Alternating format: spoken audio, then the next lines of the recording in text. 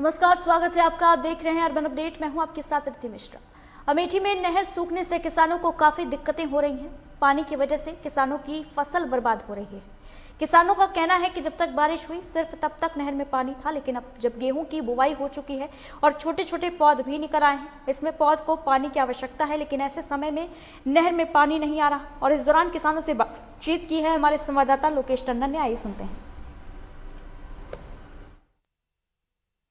सरकार किसानों की बात तो करती है, किसान की तमाम समस्याएं हैं उन पर सरकार ध्यान नहीं देती है। तमाम किसानों को लाभ पहुंचाने के लिए भले ही वो 3 बिल लाई हो जिस पर अभी घमासान मचा हुआ है, लेकिन इस समय किसानों की क्या समस्या है, मूलभूत सुविधा आवश्यकताएं क्या हैं, इन पर उनको क्या चाहिए, खाद बीज और पानी समय से खेतों की सिंचाई करने के लिए। आप देख सकते समय हम मौजूद हैं अमेठी के बेरीपुर में, जहाँ पर नहर निकलती है। देख सकते हैं कि नहरें बिल्कुल सूखी हुई पड़ी है, इसमें कहीं भी पानी का नामो निशान नहीं है।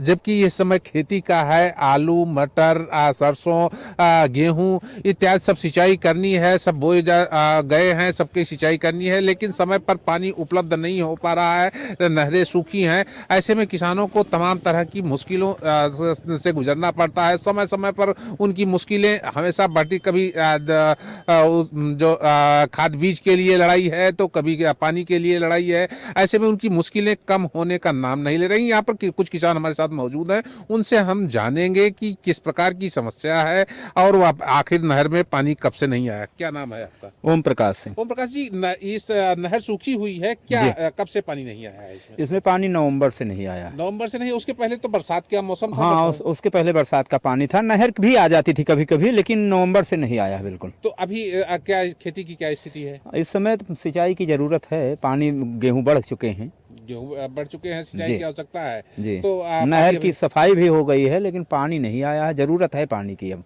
पानी की जरूरत है। नहर की सफाई हो गई है, सफाई तो हर साल होती है, सफाई के नाम पर तमाम जो है बजट भी खारिज किए जाते हैं, लेकिन उसके बाद आवश्यकता उन सफाई की नहीं है, आवश्यकता किसान के खेतों तक पानी पहुंचने की बात है और वो पानी जो है समय पर पहुंचना चाहिए। ऐसे में और भी किसान हमारे साथ मौजूद हैं। क्या नाम है आपका? हमारा नाम हरिशंकर है। हरिशंकर जी, इस नहर की क्या पोजीशन है? इस नहर में सर पानी नहीं आ रहा है, 2 महीना हुआ है, गेहूं बढ़ चुके हैं, पानी की जरूरत है, पानी आ नहीं रहा है। हम लोग क्या करें? आवारा पशु जो है सब चल ले रहे हैं, इसके लिए सरकार ध्यान नहीं दे रही है। बताइए हम क्या कर सकते हैं? निश्चित रूप से जो है इस समय गेहूं की सिंचाई की हाँ, निश्चित रूप से गेहूं सिंचाई होना चाहिए, गेहूं की सिंचाई होनी चाहिए, लेकिन उसके बाद भी यहाँ पर पानी नहर नहीं, में पानी नहीं है सर। नहर में पानी नहीं है। दरकार है तो नहर का पानी छोड़े जाने की, जिससे नहीं तो किसान के वैसे भी किसान हर परिस्थिति से मारा हुआ है। ये आवारा पशु तमाम समस्या बने हुए हैं। ऐसे में जो इनका जो फसल है वो खड़े खड़े नष्ट हो जाती है, ये लोग नष्ट कर देते हैं। तो यहाँ पर कुछ महिलाएं भी बैठी हैं, उनसे भी हम जानेंगे कि क्या है। क्या नाम है दादी आपका? ये बताइए कि नहर में पानी है कि सिंचाई की जरूरत है? सिंचाई जरूर है, पानी जब नहीं आ रहा है, 2 महीना हो गया तो क्या करें? ऐसे में कैसे खेतों की सिंचाई हो पाती है? अब ये इसका मतलब जब पानी ना आए तो कौन सूरज से सींच जाए? तो कैसे गेहूं की फसल कैसे तैयार होगी? कैसे फसल तैयार होगी? जब पानी न पाए तो कैसे फसल तैयार होगी? आप क्या नाम है आपका? राजकुमारी। ये बताइए कि गेहूं की फसल क्या हो जाएगी इस पानी के बगैर? नहीं, बिना पानी कैसे फसल? सिंचाई के और भी कोई साधन है यहाँ पर? नहीं, और कोई साधन नहीं है। निश्चित रूप से किसान जो है और नहरों के, चूंकि नहर के किनारे जिनका खेत है उसके नहर पर ही उनकी डिपेंडेंसी है। क्या नाम है आपका? संत।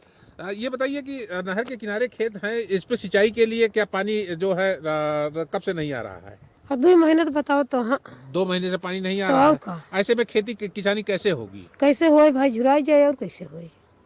निश्चित रूप से जो आप देख सकते हैं कि इधर भी ये नहर की सफाई की गई है, लेकिन उसके बावजूद यहाँ पर पानी नहीं दिखाई पड़ रहा है। सूखी हुई नहरें इस बात के लिए जो है इस बात को बयां कर रही हैं कि आखिर इन किसानों का भला कैसे होगा और इस पर सवाल खड़े कर रही हैं। लेकिन इन सवालों का जवाब देने के लिए कोई भी अधिकारी संज्ञान लेने को नहीं तैयार है कि वह समय रहते किसानों को जो उनकी मूलभूत आवश्यकताएं हैं उन पर निगाह रख सके और उनकी पूर्ति कर सके। ऐसे में शासन प्रशासन को चाहिए कि निश्चित रूप से समय समय पर नहरों में पानी छोड़ा जाए, जिससे किसानों को कम से कम अपनी सिंचाई के लिए, खेतों की सिंचाई के लिए उनको टाइम पे सिंचाई हो सके और जो उनकी समस्याएं हों उनको उनसे निपटा जा सके। कैमरा पर्सन मोनू ठाकुर के साथ लोकेश त्रिपाठी, लाइव टुडे, अमेठी। वहीं सीतापुर में कमलापुर शुगर फैक्ट्री बीते 13 सालों से बंद पड़ी है और इस चीनी मिल पर क्षेत्रीय किसानों और गन्ना विकास विभाग और मिल कर्मियों का करोड़ों रुपए बकाया है। पिछले साल शुगर फैक्ट्री को चालू कराने की कवायद तेज हुई थी और इस दौरान किसानों में अपने बकाया भुगतान मिलने की उम्मीद जगी थी, लेकिन जिला प्रशासन, राज्य सरकार और चीनी मिल प्रबंधन ने इस मिल को चलाने के लिए प्रयास नहीं किए। क्षेत्र के गन्ना किसानों ने बंद पड़ी चीनी मिल को फिर से चालू कराने को लेकर गन्ना आयुक्त उत्तर प्रदेश, जिलाधिकारी सीतापुर और गन्ना अधिकारी सीतापुर से कई बार अनुरोध किया, लेकिन आज तक ये चीनी मिल चल नहीं सकी है। क्षेत्र के गन्ना किसानों को स्थानीय मिलने के कारण काफी कठिनाइयों का सामना करना पड़ता है और फिर से चालू करने के लिए स्थानीय गन्ना किसानों द्वारा अधिकारियों और जनप्रतिनिधियों से गुहार लगाई गई, लेकिन किसानों की आवाज कोई सुनने वाला नहीं। 9 या 8 से बंद पड़ा है। यहाँ पे किसानों को काफ़ी असुविधा हो रही है, जिससे किसानों की तौल नहीं समय पे हो पा रही है। इस वजह से ये कमलापुर चीनी मिल जो चल रहा था ये काफ़ी समय से बंद पड़ा है। हम लोग अपना गन्ना रामगढ़ चीनी मिल को भेजते हैं और वहाँ पर भी समय से पर्ची नहीं उपलब्ध हो पाती हैं, काफ़ी परेशानियाँ होती है किसानों को। और इस वजह से किसानों को कमलापुर चीनी मिल चालू हो जाए तो किसानों का ट्रांसपोर्टिंग का जो भाड़ा किराया है वो भी बचेगा। कमलापुर जो चीनी मिल का गन्ना मूल्य भुगतान 2006-07, 2007-08, 2008-09 में किसानों का गन्ना मूल्य प्लस गन्ना विभाग का विकास कमीशन कुल मिला के 14 करोड़ 79 लाख रुपया बकाया था उस समय। लेकिन अब ये कुल मिला के ब्याज समेत 28 करोड़ 64 लाख रुपया हो गया है। चीनी मिल को चलाने के लिए हम लोगों की भी दिली इच्छा है कि हमारे क्षेत्र की चीनी मिल है वो चलने के बाद विकास भी हो जाएगा। लेकिन प्रथम शर्त जो है ये होगी कि किसानों का गन्ना मूल्य जो बकाया है उसको दे दें और प्लस विकास कमीशन दे दें।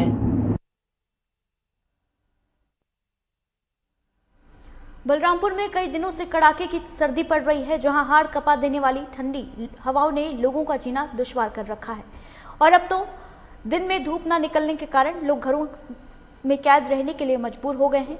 लोगों के लिए ठंड से निजात पाने के लिए अलाव ही एकमात्र सहारा है और जिसकी वजह से बस स्टेशन, रेलवे स्टेशन, अस्पताल सहित प्रमुख चौराहों पर आने वाले राहगीरों, तीमारदारों और यात्रियों को काफी दिक्कत हो रही है। वहीं पूरे मामले में उप जिलाधिकारी डॉक्टर नागेंद्र नाथ यादव का कहना है कि नगर पालिका के अधिशासी अधिकारी को अलाव और अधिक स्थानों पर जलाने के निर्देश दिए गए हैं। साथ ही सभी स्थान पर पड़ताल भी कराई जा रही है। जहां भी आवश्यक होगा अलाव जलाने की व्यवस्था कराई जाएगी। ग्रामीण क्षेत्रों में भी अलाव जलाने और कंबल वितरण की व्यवस्था की जा रही है। शहर का प्रमुख चौराहा होने के नाते यहाँ लोगों की अच्छी खासी भीड़ रहती है और जिस तरीके से ठंड बढ़ता जा रहा है, अभी दिन के 2-3 बजे हैं लेकिन ठंड के हालात में कि रूह कांप रहा है आदमी का, उस तरीके से यहाँ पे प्रशासन द्वारा अलाव की व्यवस्था उचित नहीं है, जिससे लोगों को काफ़ी दिक्कत होती है। 8 किलो लकड़ी गिरा के गए और ना ओकर कोनो जलावट सुविधा। अगर ये बैनर होम गार्ड लोग में जलाइन होते तो जलबो न कर 4 लकड़ी जिनका गिराए गया। अलाव का कोई व्यवस्था नहीं है, एक लकड़ी थोड़ा हल्का फुल्का वैसे रखा हुआ से कोई ठंडी नहीं दूर हो पा रही। आप लोग यहाँ ड्यूटी कर रहे हैं, दिक्कत होगी ना? हाँ। शहर के प्रमुख चौराहों, बस स्टेशन, रेलवे स्टेशन, रेल बसेरे, इन सब का निरीक्षण किया गया है और अलाव की व्यवस्था के लिए नगर पालिका के अधिशासी अधिकारी को निर्देशित किया गया है कि पर्याप्त मात्रा में सभी मुख्य चौराहों पर, बस अड्डों पर, रेलवे स्टेशन पर और जो भी मुख्य स्थान है जहाँ पर भी अस्पताल जो केंद्र हैं वहाँ पर लकड़ी की पर्याप्त व्यवस्था हो। देखिए, ठंडक का जो अब सफर शुरू हो गया है, उसके लिए पालिका पूरी तरह तैयारी कर चुकी है। 2 दिन पहले से ही, जिस दिन से कोहरे का माहौल बना है, उसी दिन से नगर पालिका द्वारा मुख्य जगहों पर अलाव जलवाया जा रहा है। कड़ाके की ठंड पड़ रही है, कोहरा कई दिनों से चल रहा है और जो ठंड पछुआ हवाएं चल रही है उसकी वजह से हाड़ के पानी वाली ठंडी इस समय है। कोई भी बाहर निकल नहीं पा रहा है। जो भी निकल रहे हैं मजबूरी में निकल रहे हैं, लेकिन उनके बचाव के लिए भी जैसा कि दिखाई दे रहा पूरे जिला मुख्यालय पर कहीं भी जो अलाव थोड़ा बहुत जल भी रहे हैं वो नाम मात्र जल रहे हैं। लकड़ी थोड़ी सी रख के कालम पूर्ति किया जा रहा है। और यहाँ अगर हम इस समय बस स्टेशन पर खड़े हैं, जो बलरामपुर का प्रमुख बस स्टेशन है, यहाँ पर तमाम यात्री भी हैं, तमाम यहाँ के स्टाफ हैं। हम सबसे जानने का प्रयास करेंगे कि यहाँ ठंड से बचाने के लिए जो अलाव की व्यवस्था है वो क्या है और क्या पर्याप्त है या नहीं है। भाई साहब, आपका नाम क्या है? सर, मेरा नाम जावेद है। और सर, यहाँ पे बहुत ठंडी पड़ रही है। ठंडी में तो यहाँ पे हर तरफ ओला और आग की व्यवस्था होना चाहिए। पैसेंजर दूर दूर से आते हैं, उनके हाथ पैर तो ठंडे रहते हैं, उनको आग की जरूरत पड़ती है। यहाँ आग जल नहीं रही है और बस वगैरह भी चलती है, पैसेंजर चल रहे हैं बस पे, उसमें कुछ खिड़कियाँ टूटी हुई हैं, कुछ बसों में पानी भी टपक रहा है। यहाँ पे प्रशासन और पुलिस से भी कहा गया था कि ओला जलवाई नगर पालिका के अंदर भी कहा गया था कि यहाँ पे लकड़ी गिरवा दीजिए। ये जबकि मेन बस अड्डा है, बस अड्डे पे होना चाहिए, रेलवे स्टेशन पे आग गिरनी चाहिए, नहीं जल रही है। पैसेंजर आते हैं बेचारे इधर उधर भाग रहे हैं, छुप रहे हैं। यहाँ रैम बसेरा बना हुआ है, बहुत अंदर आके बना हुआ है, जबकि रैम बसेरा बीच में बनना चाहिए। चारों तरफ से उसको पन्नी का निर्माण होना चाहिए कि हवा वगैरह उसके अंदर जाना नहीं चाहिए। इस तरह के मतलब जो भी कार्रवाई यहाँ पर की गई है थोड़ी बहुत, वो केवल कागजी कार्रवाई है, पर्याप्त नहीं है। आप चूंकि यहाँ पर रहते हैं बराबर, यात्री आपके यहाँ पे हैं, चाहे अपनी ठंडी मिटाने का प्रयास करते हैं, अलाव की क्या स्थिति है? अब अलाव यही लकड़ी गिरा जाते हैं शाम के टाइम, जो जलता है और उसके बाद खत्म हो जाता है 2-3-4 घंटे में। सुबह अब देखिए, अब मौके पे है नहीं कि छोटी छोटी लकड़ी रहती है, बड़ा रहे तो देर तक रुके। मतलब जो लकड़ी गिराई जाती है बहुत थोड़ी होती है, वो पर्याप्त नहीं है। आप लोग भी यहाँ रहते हैं, क्या स्थिति है? ठंडी तो बहुत है, कैसे? शाम को अलाव लगता ही है, वही थोड़ा बहुत लकड़ी रहता है। जो लकड़ी होती है वो पर्याप्त नहीं है। वो सामने है आपके, इतनी टाइम नहीं चल रहा है। भाई साहब, ठंडी बहुत है, कैसे काम चलेगा बगैर अलाव के? क्या किया जाए, जैसे लकड़ी होनी चाहिए यहाँ लावा का। नगर पालिका लकड़ी गिराकर सभी प्रमुख जगहों पर अलाव जलाने का दावा कर रही है। यहाँ तक कि जिला अधिकारी से भी हमारी बात हुई, उनका भी कहना है कि अलाव जलाया जा रहा है, लेकिन जो हकीकत है वो कुछ उल्टा है। कुछ जगह जहाँ अलाव जलता भी है वहाँ पर थोड़ी बहुत लकड़ी गिरा के कोरम पूरा किया जा रहा है। रेलवे स्टेशन हमने चेक किया, वहाँ पर भी अलाव जलता तो मिला, लेकिन वो लकड़ी जो थी सीधे सीधे गीली थी, जल नहीं रही थी। तो ऐसे कोरम पूरा करने से जो यात्री हैं या जो जरूरतमंद हैं उनकी जरूरत को हम पूरा नहीं कर सकते, उनके ठंड को दूर नहीं कर सकते, तो फिर ऐसे कोरम पूरा करने से फायदा क्या है? निश्चित रूप से लोगों की अगर परेशानी को देखा जाए तो ये अलाव जलाने की प्रक्रिया तत्काल तेज करना पड़ेगा और वहाँ पर पर्याप्त लकड़ी और वो भी सूखी लकड़ी की व्यवस्था करनी नितांत आवश्यक है, जो नगर पालिका के लिए जरूरी है और जिला प्रशासन को भी इसको ध्यान देने की आवश्यकता है। कैमरा पर्सन आनंद के साथ अखिलेश तिवारी, लाइव टुडे, बलरामपुर। यह वक्त एक छोटे से ब्रेक का है, जल्द लौटेंगे।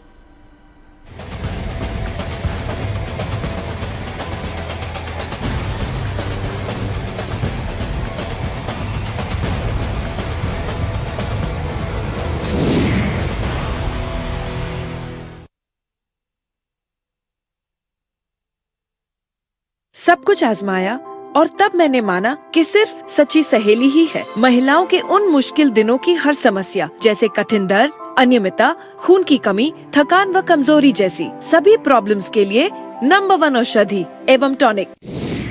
अगर नौकरी में तरक्की न मिलने, आपसी संबंधों में खटास होने, घर वालों से सम्मान न मिलने या घर के निरंतर कलेश से हैं परेशान, तो कॉल करिए 9795777775 पर, जहां आचार्य धनंजय जी आपको देंगे हर समस्या का समाधान। देखिए नक्षत्र चक्र हर रोज सुबह 7:30 बजे सिर्फ लाइव टुडे पर।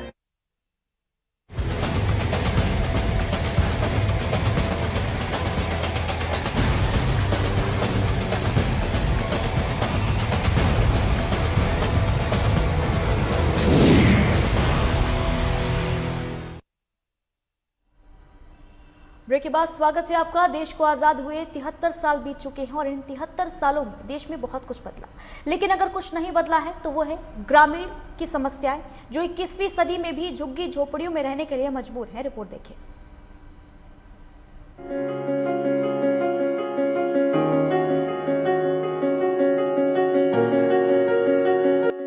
इस ठंड में जहां लोग घरों में दुब के रहते हैं, तो वहीं मैनपुरी में एक ऐसा वार्ड है जहां आजादी के 73 साल बीत जाने के बाद भी लोगों को घर नसीब नहीं हुआ। आज भी ये लोग झोपड़ी में रहने को मजबूर हैं। इतना ही नहीं, इस ठंड में भी ये लोग पन्नी तान कर झुग्गी झोपड़ी में रहने को मजबूर हैं। वैसे तो उत्तर प्रदेश की योगी सरकार सबका विकास सबका साथ देने वाली दावा करती है, लेकिन इन लोगों की दशा देखकर ये कहना लाजमी है कि आखिर कहां गए योगी जी के दावे। अभी तक यहां पर विकास नहीं हुआ। गरीब परिवार के लोग पन्नी डालकर झुग्गी झोपड़ी और खुले आसमान के नीचे रहने को मजबूर हैं। टूटे और उजड़े घर वार्ड की पहचान बन गया है।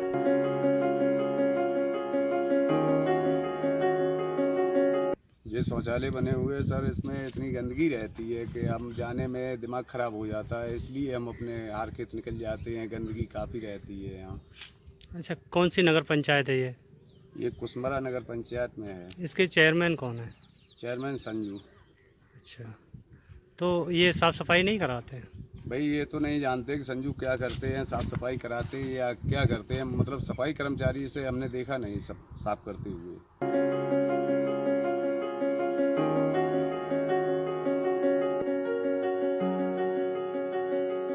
कुसमरा नगर पंचायत के वार्ड में लोगों को अभी तक आवास नहीं मिला है, जिसके चलते यहाँ के लोग कच्चे मकान और झोपड़ी में रह रहे हैं। कई बार इन लोगों ने चेयरमैन से बात की, लेकिन कोई सुनवाई नहीं हुई। सरकारी सिस्टम की लापरवाही के कारण इन लोगों को सरकार की कोई भी योजनाओं का लाभ नहीं मिल रहा है और न ही इन लोगों को योजनाओं के बारे में कोई जानकारी रहती है। यहाँ के लोगों ने चेयरमैन से लेकर डीएम तक शिकायत की, लेकिन ना ही चेयरमैन ध्यान दे रहे हैं और ना ही कोई अधिकारी।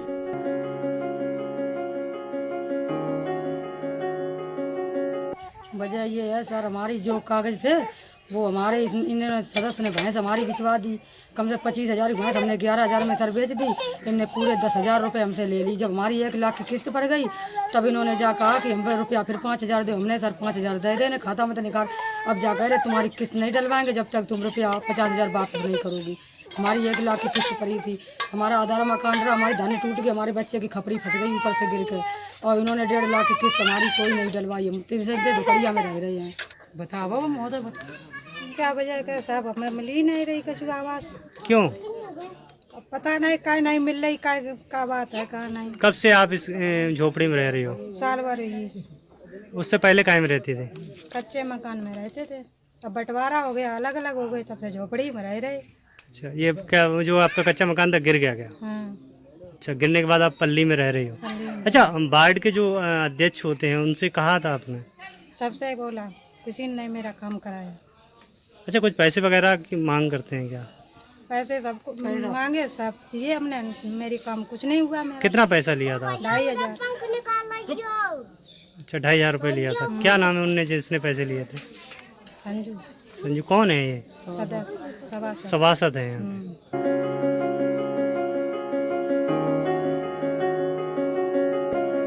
सरकार देश की जनता की सुविधा के लिए कई योजनाएं चला रही है, जिससे सब लोगों को सुविधा मिल सके, लेकिन सिस्टम की मनमानी लोगों पर भारी पड़ रही है।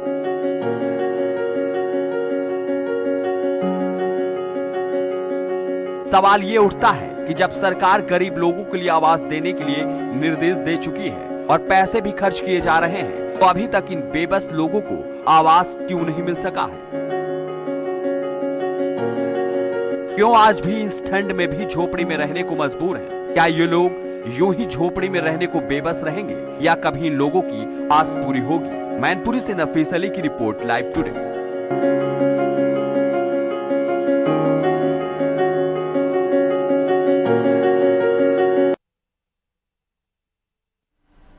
सरकार विकास को लेकर चाहे कितने भी दावे कर ले, लेकिन सिस्टम की लापरवाही के चलते विकास के नाम पर केवल खाना पूर्ति ही होती रहती है।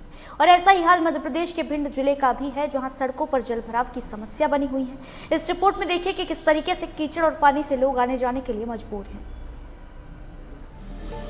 विकास के दावों की पोल खोलती ये तस्वीरें, कहीं कीचड़ तो कहीं जल जमाव बना मुसीबत।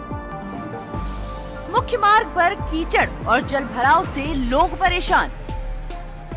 नगर पालिका अधिकारी से लेकर कलेक्टर तक की गई शिकायत, पार्षद से लेकर विधायक तक दिए गए आवेदन। शिकायत के बाद भी नहीं हुआ निराकरण। कहीं जल जमाव तो कहीं कीचड़, गलियां हो या मुख्य मार्ग, सभी जगह कीचड़ और पानी भरा हुआ है। विकास के दावों की पोल खोलती ये तस्वीरें मध्य प्रदेश के भींड जिले की हैं। भींड जिले के वार्ड नंबर 11 सावित्री नगर में कई सालों से मुख्य मार्ग पर पानी भरा हुआ है।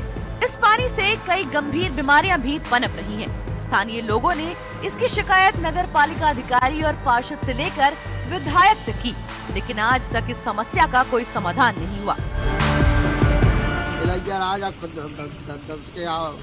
और संजू पहले चुनाव पहले तो घूम गए, सुनाई नहीं करी। क्या नाम है तुम्हारा? नाथुराम साग। कौन सा वार्ड है? Ward number 11। अच्छा, आप यहाँ के रहने वाले हैं? यहीं के रहने वाले जी, हमारा मकान है। हम शादी करें, कैसे शादी करें, बच्ची ये सब शादी करें साहब। इसकी शिकायत वगैरह नहीं की? और ये मकान हमारा इधर तक बनेगा, जो बनाए चाह रहे जाइए कि भैया ने बनाया चाहे पानी। इसकी शिकायत नहीं की कहीं? अब शिकायत कब हमने वैसे किसी से नहीं की कागज। हम तो कर्मचारी आदमी, हम तो क्यों नहीं मिलता है कि नहीं। स्वास्थ्य विभाग में एक आपको मीडिया वाले कल तुरंत बात हुई, मैंने कहा मैंने खा लूँगा। आज तो बहुत से आते हैं, सुनवाई नहीं होती है।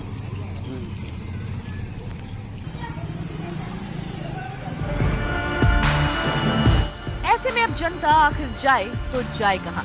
इन सब के बीच हालत इस कदर खराब है कि कीचड़ और जलभराव के कारण कई संक्रामक बीमारियां फैल रही हैं। केंद्र सरकार और राज्य सरकार के द्वारा स्वच्छता को लेकर कई अभियान भी चलाए जाते हैं। जहां कीचड़ और गंदगी में लोग जीने को मजबूर है, वहां स्वच्छता अभियान नहीं चलाया गया है, न ही नगर पालिका द्वारा कोई कीटनाशक दवाई का छिड़काव कराया गया। वहीं गंदगी के अंबार भी कई जगह लगे हुए हैं, कोई भी सफाई कर्मी सफाई करने के लिए नहीं आता है। नाला खुदवाया तो है बगल से, लेकिन वो कभी कभी चौक हो जाता है, इसकी वजह से और परेशानी आती है। परसों भी उसमें जेसीबी के द्वारा सफाई कराई गई और बहुत जल्दी उसका नया एस्टीमेट बना के रोड का और नाले का उसको स्वीकृति मिल जाएगी, तो वो समस्या हमेशा के लिए दूर होता है। वहाँ के रहवासियों का कहना है कि यहाँ विधायक और सांसद भी आते हैं, अपनी गाड़ियों में बैठ के निकल जाते हैं, लेकिन वोट मांगने के लिए ही यहाँ आते हैं। लेकिन 3 साल से हम इस समस्या से जूझ रहे हैं, लेकिन आज तक इस समस्या का कोई निराकरण नहीं हो पाया है। नहीं, आप सही कह रहे हैं, 3 साल नहीं और भी ज़्यादा समय हो गया है, लेकिन अब ज़्यादा 2-3 महीने में समस्या का निराकरण हो जाएगा। हम उस पर बहुत गंभीरता से कार्य कर रहे हैं। नगर पालिका को निर्देशित किया है कि उसका जल्दी से एस्टीमेट बना के टेंडर पास कराया जाए, जिससे वहाँ की समस्या दूर हो। आप देख रहे होंगे तो और भी कई जो समस्याएं थीं, उन समस्याओं का बहुत जल्दी बहुत तेजी से निराकरण किया जा रहा है। स्वच्छता अभियान केवल दस्तावेजों में ही चलाया जाता है, धरातल पर योजनाएं कारगर साबित नहीं हुई। लोगों का कहना है कि पार्षद, विधायक, सांसद अपनी गाड़ियों में बैठकर यहां से गुजर जाते हैं, लेकिन इस समस्या का कोई समाधान नहीं होता। जब इसके बारे में सदर विधायक संजीव सिंह कुशवाहा से बात की गई तो उन्होंने कहा कि जलभराव की समस्या है और जल्द ही समस्या से राहगीरों को निजात मिलेगी।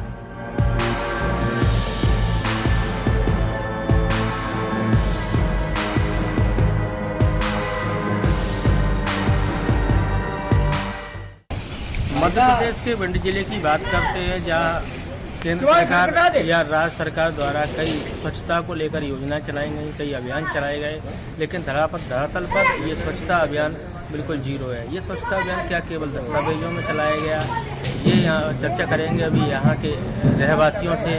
यहाँ वार्ड नंबर भिंड शहर की बात करें, वार्ड नंबर 11 सावित्री नगर में वो हालात हैं कि छोटे छोटे बच्चे स्कूल नहीं जा पाएंगे, ट्यूशन नहीं जा पाएंगे, बड़े बुजुर्ग यहाँ से गुजर नहीं पाएंगे। ये सवाल है जो प्रशासन पर खड़े हुए हैं और जनप्रतिनिधियों पर खड़े हुए हैं। आखिर वोट लेने की बारी आती तभी जनप्रतिनिधि यहाँ क्यों नजर आते हैं? सवाल यही बना हुआ है कि स्वच्छता अभियान को लेकर कई दावे हुए, लेकिन सभी दावे धरातल पर शून्य साबित हुए। यहाँ के रहवासियों से हम चर्चा करेंगे और पूछेंगे इनसे। ये दादा क्या नाम है आपका? राजेंद्र सिंह। ये पानी कब से भरा हुआ है? 3 साल हो गई ऐसे ही भरा है। इसकी आप लोगों ने कहीं शिकायत नहीं की? शिकायत अब करते हैं, क्या ना तो कोई सुनता नहीं है, अब क्या करें। कहाँ कहाँ शिकायत की है? बता तो रहे, डीएम पे करी, नगर पालिका में करी, कोई सुनता ही नहीं। कोई नहीं सुनता है। आज तक कोई शिकायत करने के बाद कोई अधिकारी या कोई लोग यहाँ आए हैं? कोई नहीं आती है अधिकारी। ये कौन सा वार्ड है? 11 नंबर वार्ड। कौन सा नगर बचता है? सावित्री नगर। तो नगर पालिका की सफाई कर्मी वगैरह यहाँ नहीं आते? कोई नहीं आता। क्या नाम है आपका? मेरा नाम विकास। कहाँ रहते हो? यही रहता हूँ। ये वार्ड नंबर कौन सा है? 11। तो आपने इसकी शिकायत वगैरह की? हाँ की थी, नगर पालिका में गए थे, उनसे लिखवा भी लेके आए, आवेदन किया था, बस पानी निकलवा दिया था। और अन्य अधिकारियों को भी किया? नहीं, एक साथ का लड़का था, उसने विधायक जी को कॉल किया था, तो उनने भी बस पानी निकलवा देते हैं और कुछ नहीं करते। ये पानी का तैसा तो फिर भर जाए? फिर भर जाए। मतलब इसका कोई निदान नहीं करा? कोई निदान नहीं कर पाया। सफाई कर्मी वगैरह आते हैं? नहीं आते। कोई नहीं आता सफाई कर्मी? नहीं आते। कोई कचरा वगैरह जो पड़ा हुआ है इसको उठाने के लिए कोई नहीं आता, ऐसे ही डला है। नहीं आते। तो यहाँ के रहवासियों ने जैसा कि बताया, यहाँ सफाई कर्मी भी तैनात है, कचरा भी पड़ा हुआ है, पानी भरा हुआ है। ऐसे हालात में कई गंभीर बीमारियां भी फैल सकती हैं, जिनको लेकर प्रशासन खोया हुआ है। आगे प्रशासन ये कब तक से जगेगा ये देखने वाली बात होगी, लेकिन फिलहाल ये रहवासी यहाँ बहुत ही परेशानियों का सामना कर रहे हैं। गंभीर बीमारियों से भी फैलने से डर रहे हैं, कहीं ऐसा ना हो कोई गंभीर बीमारी कोई भयंकर रूप ले ले और फिर जिसका कोई इलाज ना हो। तो आखिर ये अगर कोई ऐसी कोई घटना घटती है तो इसका जिम्मेदार कौन होगा? लाइव टुडे के लिए आदित्य द्विवेदी। और इसी के साथ अर्बन अपडेट में बस इतना ही। दीजिए इजाजत, नमस्कार।